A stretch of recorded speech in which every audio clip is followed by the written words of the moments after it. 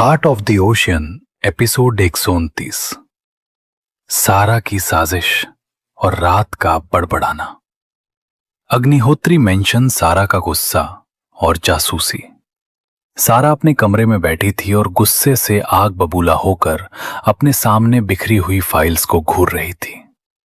ये वही काम था जिसे श्लोक की डांट खाने के बाद उसे फिर से कंप्लीट करके कल सुबह ऑफिस ले जाना था। उसने झटके से अपने हाथ में फोन उठाया और किसी सीक्रेट नंबर पर कॉल करके सख्त लहजे में कहा, मैं तुम्हें एक लड़की की फोटो भेज रही हूं। मुझे इस लड़की की पल पल की डिटेल चाहिए। ये कहां जाती है, कहां रहती है, दिन भर क्या करती है और किससे मिलती है। एक भी चीज छूटनी नहीं चाहिए। ये कहते हुए उसने बिना सामने वाले का जवाब सुने फोन कट कर दिया और अपनी मोबाइल स्क्रीन पर एक फोटो को बहुत ध्यान से देखने लगी। फोटो में उस लड़की ने वाइट और ग्रे कलर की एक बेहद खूबसूरत ड्रेस पहनी हुई थी। सारा ने नफरत से उस फोटो पर अपनी उंगली फेरी और चबाते हुए बोली, आकांक्षा, यही नाम है ना तुम्हारा? देखते हैं तुम मेरी नजरों से कब तक बचती हो।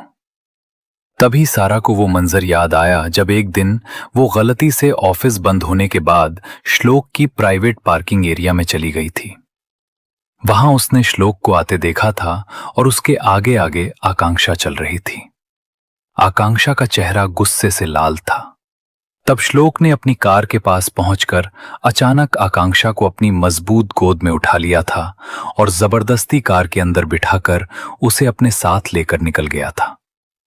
वो किसी शादीशुदा कपल के बीच होने वाली एक बेहद प्यारी और रोमांटिक नोकझोंक जैसी लग रही थी, जिसे याद करके आज भी सारा की आंखें गुस्से से लाल हो उठीं। सारा ने झटके से अपना फोन साइड में रखा और वापस अपनी अधूरी फाइल्स को कंप्लीट करने में जुट गई। सार्थक का कमरा कीर्ति का राज और नई उलझन। उधर सार्थक के कमरे में सार्थक अपने लैपटॉप की स्क्रीन पर आंखें टिकाए एक नया प्रेजेंटेशन तैयार कर रहा था। कीर्ति पास ही बैठी बहुत ध्यान से सार्थक को काम करते हुए देख रही थी। अचानक उसने खामोशी को तोड़ते हुए कहा, भाई आपको पता है लक्ष्य भाई ने शादी कर ली है। सार्थक जो इस समय पूरी तरह से अपने काम में डूबा हुआ था, ये सुनते ही चौंक गया। उसने हैरान होकर कीर्ति की तरफ देखा और पूछा, क्या लक्ष्य ने शादी कर ली? तुम्हें कैसे पता?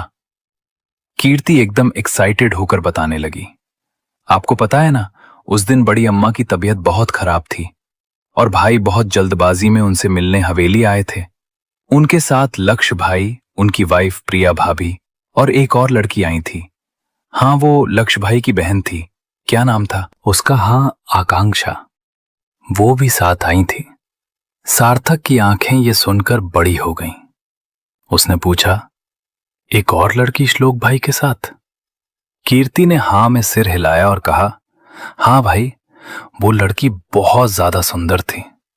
और यू नो व्हाट भाई, हमारे श्लोक भाई जो कभी किसी को अपने फ्लोर पर भटकने तक नहीं देते, उन्होंने खुद उस लड़की को अपने ठीक बगल वाले गेस्ट रूम में रुकने के लिए कहा था। यहां तक कि जब मैं उन्हें डिनर के लिए ऊपर बुलाने गई थी और श्लोक भाई ने मुझे डांट दिया था, तब वो खुद उस लड़की को अपने कमरे के अंदर ले जा रहे थे। सार्थक की आंखें फटी की फटी रह गईं। उसे तुरंत याद आया कि बचपन में एक बार वो भी गलती से श्लोक भाई के फ्लोर पर चला गया था, जिसके बाद उसे पूरे 1 महीने तक कोई पॉकेट मनी नहीं मिली थी। सार्थक ने एक लंबी सांस ली और मुस्कुराकर कहा, चलो, ये तो बहुत अच्छी बात है कि लक्ष्य ने शादी कर ली। बस अब दुआ करो कि श्लोक भाई को भी कोई अच्छी सी लड़की मिल जाए ताकि उनका ये खरूसपन थोड़ा कम हो सके। ये कहते हुए सार्थक को कुछ याद आया तो उसने कीर्ति की तरफ देखकर कहा, रुको, मैं तुम्हें आज ऑफिस का एक मजेदार किस्सा सुनाता हूं। इसके बाद उसने आज ऑफिस में हुए सांप वाले ड्रामे का पूरा हंगामा कीर्ति को बताया। पूरी बात सुनकर कीर्ति जोर जोर से हंसने लगी। उसने हंसते हुए कहा, सीरियसली भाई, भला ऑफिस के इतने हाई सिक्योरिटी एरिया में जहां आसपास कोई जंगल भी नहीं है, वहां सांप कैसे आ सकता है? वे दोनों अभी बातें कर ही रहे थे कि अचानक कीर्ति का फोन बज उठा। कीर्ति ने जैसे ही फोन उठाया और स्क्रीन पर नाम देखा, उसके चेहरे की हंसी गायब हो गई और वो एकदम गंभीर हो गई। उसने बिना बात किए तुरंत कॉल को कट कर दिया। सार्थक बहुत ध्यान से अपनी बहन के बदलते चेहरों के हाव भाव देख रहा था। उसने शक भरी नजरों से पूछा, क्या हुआ कीर्ति? क्या फिर से वही लड़का तुम्हें डिनर पर बुलाने के लिए परेशान कर रहा है? कीर्ति ने एक दर्द भरी आह भरी और धीरे से हां में सिर हिला दिया। सार्थक को यह देखकर गुस्सा आ गया। उसने कहा, कीर्ति, तुम घर के किसी बड़े से इस बारे में बात क्यों नहीं करती? अगर तुम खुद लक्ष्य भाई से भी कहोगी तो वो तुम्हारी पूरी मदद करेंगे। तुम्हें पता है ना कि वो कितने बड़े और रसूखदार डॉक्टर हैं। कीर्ति ने ना में सिर हिलाया और बेहद संजीदगी से कहा, नहीं भाई, गलती मेरी थी और इसकी जिम्मेदार भी मैं ही हूं। इसलिए इस मुसीबत का सॉल्यूशन भी मैं खुद ही ढूंढूंगी। वैसे भी कल मैं एक और नई जगह जॉब के इंटरव्यू के लिए जा रही हूं। सार्थक ने पूछा, कहां? कीर्ति ने जवाब दिया, एनाइसा हॉस्पिटल। ये बहुत ज्यादा बड़ा तो नहीं है, पर गायनेकोलॉजी के मामले में बहुत स्पेशल है। सार्थक ने प्यार से कीर्ति के सिर पर हाथ फेरा और कहा, ठीक है, पर अगर कोई भी ज्यादा परेशानी हो तो अपने इस भाई को बताने में हिचकिचाना मत। कीर्ति ने भावुक होकर सार्थक को गले लगा लिया और कहा, थैंक यू भाई, सब कुछ जल्दी ही ठीक हो जाएगा ना? सार्थक ने उसकी पीठ थपथपाई। वो जानता था कि उसकी बहन पिछले कुछ समय से किसी बड़ी उलझन में है, पर स्वाभिमानी होने के कारण वो किसी की मदद नहीं लेना चाहती थी। श्लोक का विला, नींद की शिकायतें और गहरा प्यार। जब श्लोक अपने बेडरूम में पहुंचा तो रात के करीब 1:30 बज चुके थे। लिविंग रूम में आलिया कोई ना कोई पुराना टॉपिक निकालकर उनके डिस्कशन को जानबूझकर लंबा खींचे जा रही थी। मामला मिशन और बिजनेस से जुड़ा होने के कारण कोई भी उसे बीच में टोक नहीं पा रहा था और ना ही वहां से उठकर जा पा रहा था। आखिरकार जब श्लोक के सब्र का बांध टूट गया तो उसने सख्त लहजे में कह दिया, बाकी की बातें हम कल सुबह करेंगे। और ये कहकर वो सीधे अपने कमरे में आ गया था। कमरे का दरवाजा खोलते ही उसने देखा कि खिड़की से चांद की शीतल रोशनी सीधे बेड पर आ रही थी और उसकी वो अनोखी बीवी यानी आकांक्षा आधी बेड पर और आधी हवा में लटकते हुए जमीन की तरफ सो रही थी। श्लोक ने मुस्कुराते हुए अपना सिर पीटा। वो दबे पांव बेड के पास पहुंचा, आकांक्षा को बहुत ही आराम से उठाकर बेड के बीच में ठीक से लिटाया और प्यार से उसे ब्लैंकेट से कवर कर दिया। जैसे ही आकांक्षा को नींद में ही ये महसूस हुआ कि श्लोक उसके पास आ गया है, उसने नींद के आगोश में ही श्लोक का हाथ कसकर पकड़ लिया। वो सोते सोते ही मासूमियत से बड़बड़ाने लगी, गंदे डॉक्टर साहब, पहले तो मुझे दिन भर ऑफिस में इतना परेशान किया और फिर मुझे मनाया तक नहीं। ऊपर से जाकर उस चुड़ैल लड़की के बगल में बैठ गए जो मुझे बंदूक की गोली से मारना चाहती थी। आकांक्षा ने नींद में ही अपना मुंह थोड़ा और फुलाया और बड़बड़ाई, देखना, अब मैं आपसे कभी बात नहीं करूंगी। ये कहते हुए उसने झटके से श्लोक का हाथ खुद से दूर किया और दूसरी तरफ करवट लेकर सो गई। श्लोक को कुछ समझ नहीं आ रहा था कि वो इस नादान लड़की की नींद में कही गई इन प्यारी बातों पर जोर से हंसे या सारा के बगल में बैठने के लिए अपने किए पर गिल्ट महसूस करे। उसने मुस्कुराते हुए अपना सिर हिलाया, अलमारी से अपने कपड़े निकाले और फ्रेश होने के लिए वॉशरूम में चला गया। जब वो नहाकर बाहर आया तो उसने देखा कि आकांक्षा ने फिर से ब्लैंकेट को लात मारकर अपने ऊपर से हटा दिया था और दोबारा टेढ़ी मेढ़ी होकर सो रही थी। श्लोक ने मुस्कुराकर खुद से कहा, ये लड़की कभी ढंग से सीधी क्यों नहीं सो सकती। ये सोचते हुए उसकी नजर बेड के नीचे संगमरमर के फर्श पर पड़ी जहां एक बहुत पतला सा कारपेट बिछा हुआ था। श्लोक ने मन ही मन सोचा, मुझे कल ही यहाँ पूरे कमरे में एक बहुत मोटा और सॉफ्ट कारपेट बिछवाना पड़ेगा, ताकि अगर ये लड़की सोते सोते कभी बेड से नीचे गिर भी जाए तो मेरी इस नाजुक बीवी को जरा सी भी चोट ना लगे। ये सोचते हुए वो धीरे से बेड पर गया और आकांक्षा को पीछे से अपनी मजबूत बाहों के घेरे में ले लिया। आकांक्षा ने जैसे ही नींद में खुद को श्लोक की सुरक्षित और गर्म बाहों में महसूस किया, वो नींद में ही मुस्कुरा दी। वो श्लोक के और भी ज्यादा करीब खिसक आई और अपना छोटा सा सिर उसके चौड़े सीने में छुपाकर सुकून से सो गई। श्लोक के चेहरे पर एक बेहद खूबसूरत मुस्कान आ गई। उसने झुककर आकांक्षा के माथे पर एक जेंटल किस किया और अपनी आंखें बंद कर ली। आलिया का ओवर कॉन्फिडेंस और जंगल का रोमांस, गेस्ट हाउस आलिया की साजिश और टीन की बातें गेस्ट हाउस के एक कमरे में। आलिया नीना के साथ कमरा शेयर कर रही थी। वो बेड पर बैठकर शॉर्ट पैंट्स में दिख रहे अपने लंबे पैरों पर मॉइस्चराइजर लगा रही थी। उसने गर्व से अपने बाल पीछे झटके और नीना से कहा, तुम देखना नीना, बहुत जल्द वो बदतमीज लड़की श्लोक सर की जिंदगी से हमेशा के लिए दूर हो जाएगी और फिर मैं बनूंगी तुम सबकी लेडी बॉस। नीना, जो अपने लैपटॉप पर कुछ जरूरी काम कर रही थी, उसने काम रोककर अपना सिर उठाया और आलिया को देखते हुए संजीदगी से कहा, आलिया, तुम्हें ऐसा कुछ भी नहीं करना चाहिए। श्लोक सर उस लड़की से सच में बहुत प्यार करते हैं। आलिया ने गुस्से में नीना को घूरा और तमतमा कर बोली, तो तुम कहना क्या चाहती हो? क्या मैं श्लोक सर से प्यार नहीं करती? तुम सब अच्छे से जानते हो कि मैं उन्हें कितना पसंद करती हूं। फिर भी तुम में से किसी ने मुझे ये तक नहीं बताया कि उन्होंने शादी कर ली है। खैर कोई बात नहीं, ये शादी ज्यादा दिनों तक टिकने वाली नहीं है। नीना ने आलिया की तरफ देखा, जिसके चेहरे पर खुद को लेकर अजीब सा ओवर कॉन्फिडेंस साफ झलक रहा था।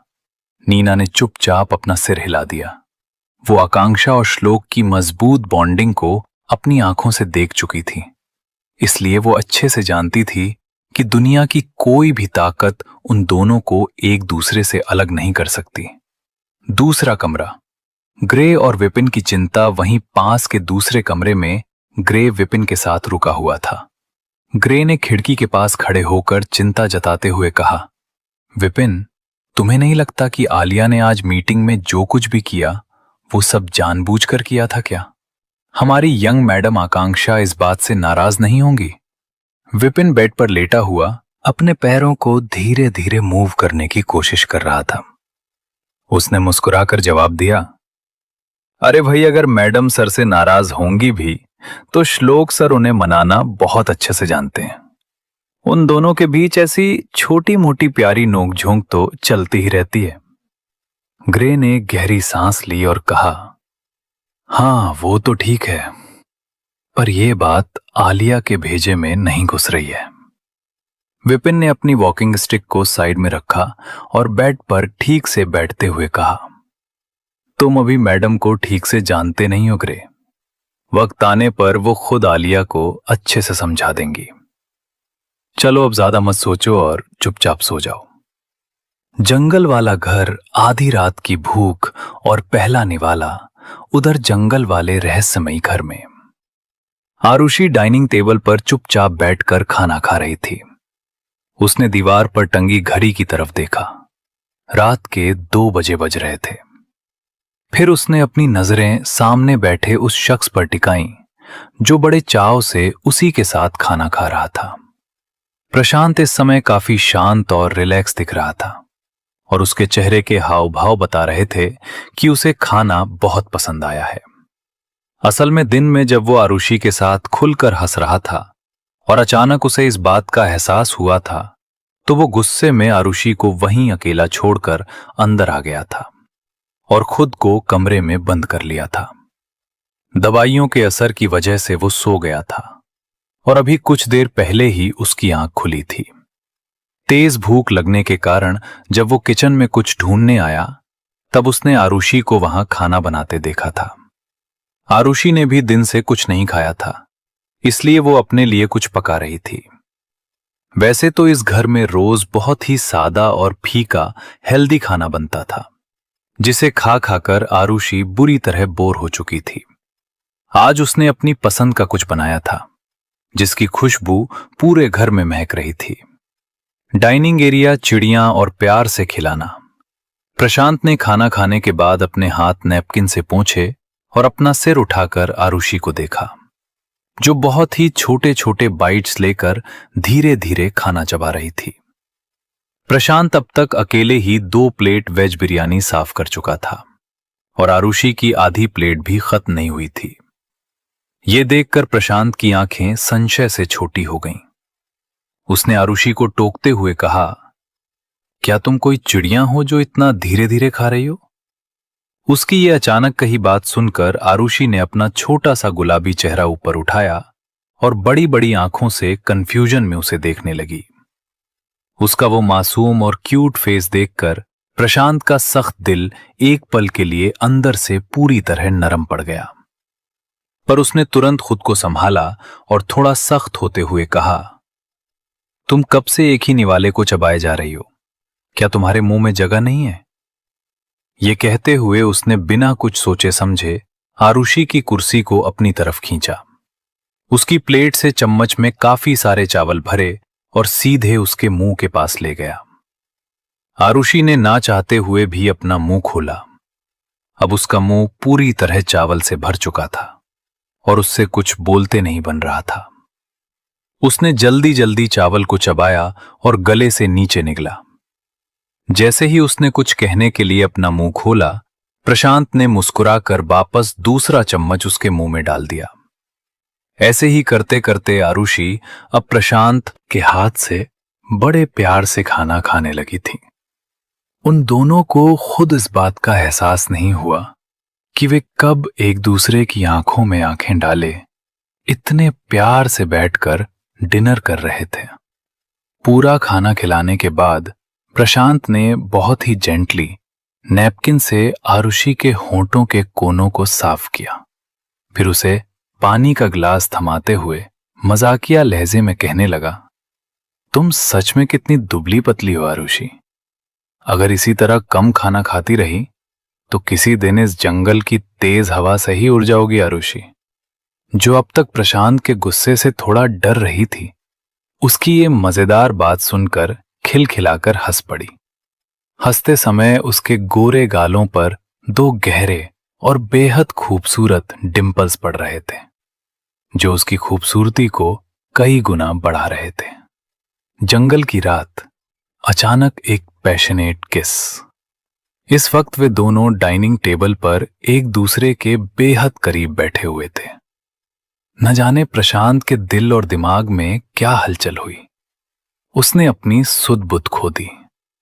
उसने बिना कुछ सोचे अपना मजबूत हाथ आरुषि के नाजुक चेहरे पर रखा, उसे आहिस्ता से अपने और करीब खींचा और सीधे उसके होंठों पर अपने होंठ रख दिए। आरुषि, जो अभी कुछ पल पहले तक खुलकर हंस रही थी, प्रशांत की इस अचानक की गई हरकत से गहरे सदमे में आ गई। उसने डर और हैरानी के मारे अपनी आंखें बड़ी बड़ी कर लीं। अपने होंठों पर प्रशांत की गर्म सांसों और उस अजनबी एहसास को महसूस करके उसका पूरा वजूद अंदर तक कांप उठा। उधर प्रशांत का हाल भी बेकाबू था। उसका खुद पर से कंट्रोल खो चुका था और उसका आरुषि से अलग होने का बिल्कुल मन नहीं था। जैसे ही उसके सख्त होंठ आरुषि के मखमली और नरम होंठों से टकराए, वो ना चाहते हुए भी उसे और गहराई से किस करने लगा। उसका ये किस धीरे धीरे और भी ज्यादा डीप और पैशनेट होता जा रहा था। अब आरुषि को डर और घबराहट के मारे सांस लेने में दिक्कत महसूस होने लगी थी।